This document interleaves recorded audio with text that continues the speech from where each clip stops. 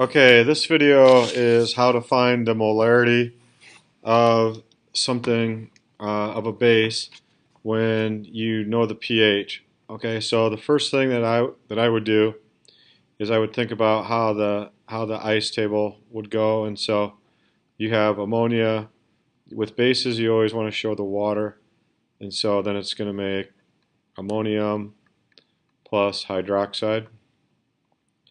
Okay, so if you thought about the ice table here, initial change equilibrium, and so the water isn't part of the equilibrium expression, so this is 0, this is 0. We don't know what this is, that's what we're looking for.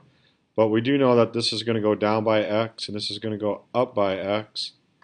And so at equilibrium we're going to have x and x. Here we're not sure what we're going to have for right now. So anyway, what we're going to do is we're going to think about the Kb expression. And the Kb expression would be equal to ammonia or ammonium times hydroxide over the ammonia. And so the thing is that we know the Kb is given. That's 1.8 e to the minus 5, so we know that it's 1.8 e to the minus 5. What we don't know is the ammonium and the hydroxide. But what we can do is we can use the pH here. So we know the pH is 10.5. We can use the pH to get the pOH using this formula, pH plus pOH equals 14. We can do that first. Then what we can do is we can use this equation, which is the antilog. Once we know what the pOH is, the antilog of the negative pOH, we can do that, and that's going to tell us the hydroxide.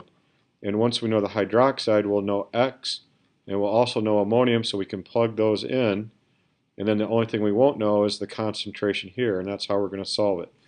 So the first thing we're going to do is pH plus pOH equals 14.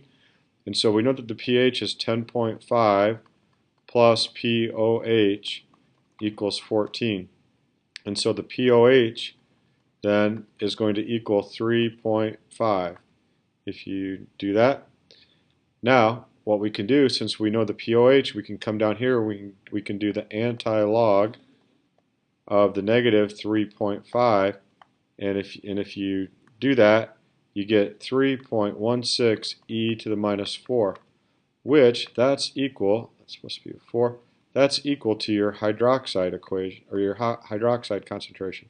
So now we know what X is here, and we know what X is here, so we can just substitute this number into this expression for the top two numbers.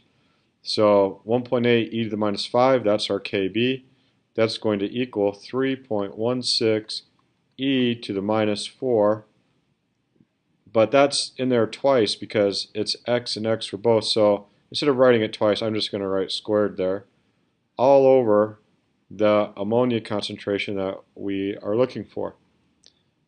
All right, and then so you square that, and basically you got to move the ammonia up here, and you move this down here, so you square it, and so you would divide that, and so what you would end up getting is you get that the ammonia is equal to 5.6 e to the negative 3 molar. That would be the concentration if you set that up right. So just to review a little bit, if you have a pH, you can get the pOH by using the pH plus pOH equals 14. And then you can take the antilog of the negative pOH, and that will tell you the hydroxide ion concentration. Once you know the hydroxide ion concentration, you can plug that into the Kb expression. Then you'll know the top two numbers in the expression because the hydroxide will always be the same as the conjugate acid that it makes over here. They're always X and X, which that means they're the same number. And so you'll know those two numbers, and then you can set that equal to the Kb. You won't know the ammonia. You got to put the ammonia up here. It's like cross multiplying and dividing, and then this goes down here, and you solve it, and then you'll have the molarity of your base. That's it.